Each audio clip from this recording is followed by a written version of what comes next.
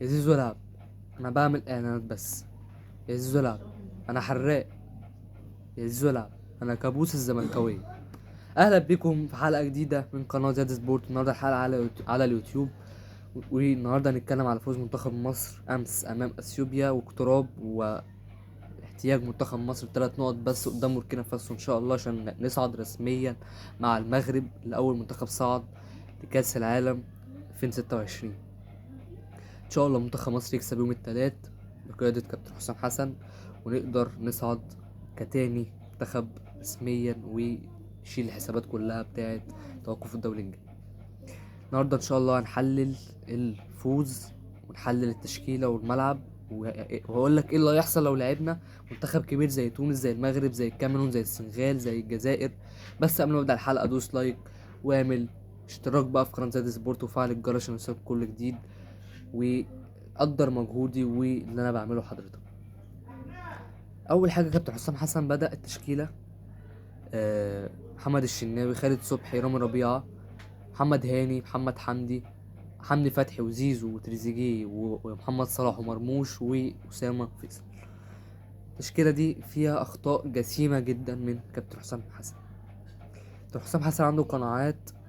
يعني انت الاول يا كابتن حسام ضميت خالد صبحي لما كان بيلعب اساسي ومتالق، فكلنا حييناك، كلنا اشدنا بيك ان انت عينك على انديه مصر كلها. دلوقتي خالد صبحي بيلعب عليه محمد هاشم وسدباك وباهر محمدي. ومحمد هاشم الاتنين بيلعبوا دلوقتي اساسيين في المصري، هو ما لعبش، بتخليه يبدا الماتش ده. مفيش مشكله، نكمل مع بعض. حمدي فتحي بيلعب لوحده في نص الملعب. زيزو بقى مايل طول الشوط الاول ناحيه محمد هاني، فاتنين بقوا في مكان واحد. نص الملعب كله بقى فاضي. تريزيجيه بقى نايل مايل مكان محمد حمدي، فالاتنين بقوا في مكان واحد، في نص الملعب بقى فاضي. يبقى انت عندك كده 4 لعيبه في مكانين بس. زيزو ومحمد هاني في الباك رايت او في ناحيه اليمين، وتريزيجيه ومحمد حمدي باك ليفت او ناحيه الشمال.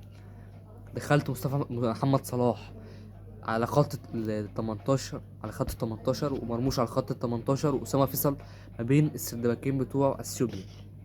اسامه فيصل ما بيلعبش كده في البنك الاهلي. اسامه فيصل لعيب بيلعب وينج اصلا، وحتى لو لعب مهاجم بيبقى متحرك، مش قناص، مش مش هتعمل عليه محطة يطلع لك الأجنحة. لا، هو الجناح أصلا.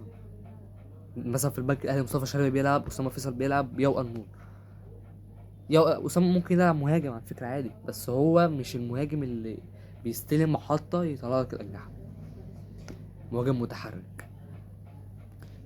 مصطفى محمد كان لازم يلعب، دي أول حاجة. مصطفى محمد عنده خبرة كبيرة ولسه مسجل هدف في أوكسير في الدوري الفرنسي ومتألق يعني، وعايش مرحلة كويسة. طيب انت طول الشوط زيزو بيستلم الكورة لمحمد هاني، محمد هاني يجيب لزيزو، زيزو يرجع لورا. رامي ربيعة، خالد صبحي لمحمد حمدي، محمد حمدي لتريزيجيه، تريزيجيه لمحمد حمدي، ترجع الكورة تاني لخالد صبحي، خالد صبحي رامي ربيعة، حمدي فتحي ينزل السن من السردباكين، فيلعب كورة طويلة تتقطع، فمرموش يعمل أي حاجة فيشوط في السما، محمد حمدي يشوط في السما، محمد صلاح يعمل لونج باص، مرة غلط مرة صح، زيزو يرفع العرضيات مرة غلط مرة صح مرة تعدي، محمد هاني نفس الكلام يرجع برضو دايما. السوبيا عملت هجمات كتير عملت، يعني انت لو بتلاقي منتخب كبير الهجمات الكور اللي في نص الملعب دي عمرها ما تعدي كده. اثيوبيا دايما كان عندها زيادة عددية ب4 أو 5 لعيبة في نص الملعب دايما في الشوط الأول. لو انت عندك لعيبة بتعرف تباصي كبيرة، بتلعب في أندية كبيرة في أوروبا، عمرك ما الكور ده تعدي والكرة تتقطع بكل سهولة. أول حاجة تريزيجيه انت طلعته بره ال18. تريزيجيه عمره في حياته ما لعب الدور ده، حتى مع كابتن حسام حسن ما لعبش الدور ده. ده انت كده خطورته خلاص يعني صفر، خلاص لحد ما دخل تريزيجيه جوه جاب لك ضربة جزاء. فتريزيجيه خطورته على الوينج، مش نص ملعب او لعيب يكون ببناء اللعب. زيزو يلعب 10، ما يلعبش 8، ما يلعبش لعيب هو اللي بيبني اللعب. فانت كده فقدت زيزو 0%. خليت اثيوبيا تقدر تقف معاك، وده انا بتكلم على مع احترامي، ولكن انا بتكلم على اثيوبيا ضد منتخب مصر. عندك اخطاء كتيره يا كابتن حسام. محمد صلاح بعد كده راح طالع هو مكان زيزو، زيزو دخل مكان محمد صلاح، فانت برضو خسرت محمد صلاح. لا، انت بتدي ادوار للعيبه، هي ما بتعملش كده مع فرقها. محمد صلاح دوره غير كده خالص مع ليفربول. محمد صلاح مش عارف يعمل اسيست. نيجي للشوط التاني. طبعا الشوط الاول انت جايب ضربتين جزاء، برافو الحكم، حكم ممتاز جدا.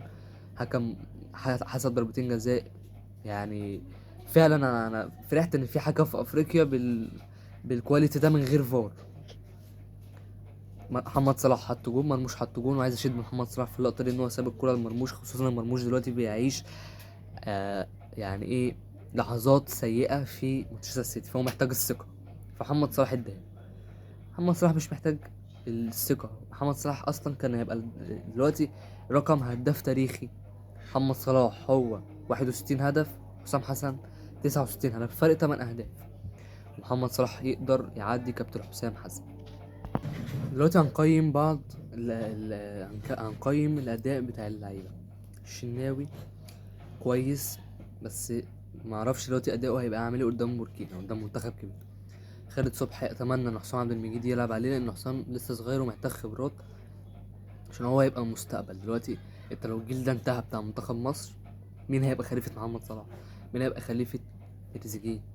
مين هيبقى خليفه الشناوي؟ مين هيبقى خليفه مثلا زيزو دلوقتي 29 سنه؟ حمدي فتحي مثلا، في لعيبه يعني، مصطفى محمد، في لعيبه صعب. خالد صبحي يعني كنت عايز اتكلم على حاجه، ان دايما خالد صبحي كان بيروح ناحيه محمد حمدي كمان. يعني نسيت اقولها دي، ان كمان بقى في 3 لعيبه في نفس المكان، وخالد صبحي يروح هو رافع محمد حمدي بقى بره الملعب خلاص. رامي ربيعه بيعمل اخطاء غريبه جدا، ومش مدافع بيعرف يعمل البيلد اب. محمد هاني في احسن منه، ولكن كالعاده كابتن حسام بيواجه المشكله ان مفيش باك رايت في مصر. محمد حمدي ماشي، برضو فتوح لو موجود هيلعب، بس محمد حمدي ماشي. انا كل ده عشان انا معرفش الاداء بتاع اللعيبه في المنتخب الكبير، اداء اللعيبه ضد منتخب كبير. حمدي فتحي تمام ماشي كويس، لعيب هو فعلا افضل من دونجا، بس افضل من مهند لاشين ده انا ما اعرفهاش بصراحه يعني. تمام، حمدي فتحي كويس. زيزو لازم، يا كابتن حسام، يا زيزو يا تريزيجيه في الملعب، واحد جنب حمدي فتحي خلاص. محمد صلاح طبعا اسطوره ومش هنتكلم عليه. مرموش لعيب كبير مش هنتكلم عليه، ولكن مرموش عنده احسن من كده. تريزيجيه لعيب كبير مش هنتكلم عليه. في لعيبه كبيره كده صعب يعني، ما ينفعش نتكلم عليها. اللعيبه دي يعني وجودها اصلا في الملعب مهم جدا، ما ينفعش تطلع بره الملعب. اسامه فيصل ضيع كور كتير قوي في الشوط التاني، محتاجه اسامه تطور الفينش عندك، لان مصطفى محمد في الحاجات دي ما بيعتمدش. اللعيبه اللي نزلت لعيبه كويسه. كابتن حسام بيدي الفرصه لدونجا، بيدي الفرصه لمهند، لصابر، لابراهيم عادل اللي كان نفسي ان هو يحترف. ان شاء الله نتمنى التوفيق للمنتخب ضد تونس. المباراة تكون الساعة 8. واثق في كابتن حلمي ان هو يقدر يعمل منتخب كبير، وان شاء الله هيكون في حلقة تانية للمنتخب المشارك في كأس العالم. انتهت الحلقة، دوس لايك من فضلك، دوس لايك واعمل اشتراك لقناة زد سبورت، ودوس الجرس عشان يوصلك كل جديد، وسلام.